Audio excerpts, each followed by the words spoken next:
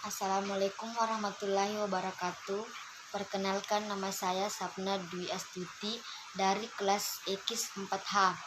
Oke, baik, saya akan menjelaskan sedikit apa itu ekonomi publik yang saya pahami dan apa itu investasi dan kesejahteraan masyarakat. Yang pertama, ekonomi publik adalah studi tentang kebijakan pemerintah melalui lensa efisiensi, ekonomi, dan pemerataan. Dalam pengertian yang lain, ekonomi publik merupakan cabang ilmu ekonomi yang menelah masalah-masalah publik dalam artian masyarakat, pemerintah, atau negara.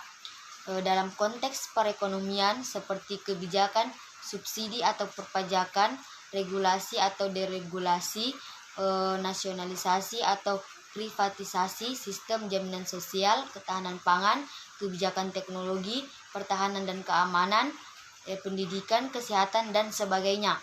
Yang kedua yaitu investasi dan kesejahteraan masyarakat, di mana kita ketahui bahwa pada umumnya konsep investasi yaitu suatu kegiatan mengalokasikan atau menanamkan sumber daya yang dikenal dengan resource di masa sekarang untuk mendapatkan manfaat di masa datang, yang tak lepas dari ketiga aspek yaitu waktu, uang, dan aspek penting lainnya, yaitu aspek manfaat dari investasi itu sendiri, agar kita dalam berinvestasi sesuai harapan yang diinginkan,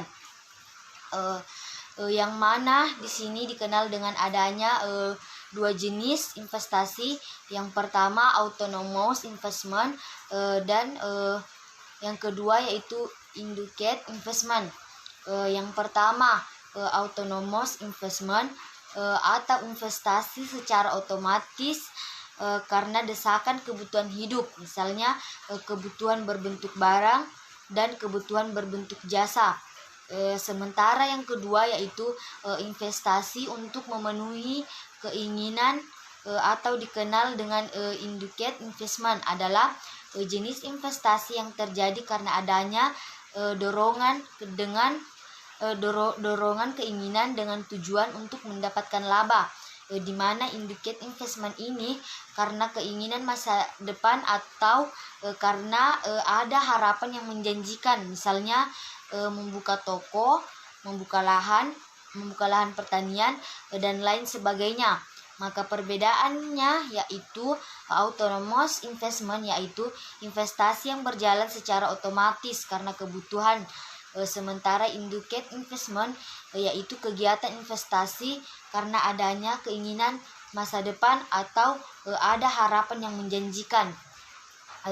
Keuntungan dari investasi langsung dengan investasi tidak langsung yaitu sebagai contoh pada investasi langsung yaitu investasi pada sektor real, dan investasi tidak langsung sebagai contoh dari di sektor keuangan. Mungkin itu saja dari saya, kurang lebihnya mohon dimaafkan. Wabillahi taufiq wal hidayah. Wassalamualaikum warahmatullahi wabarakatuh.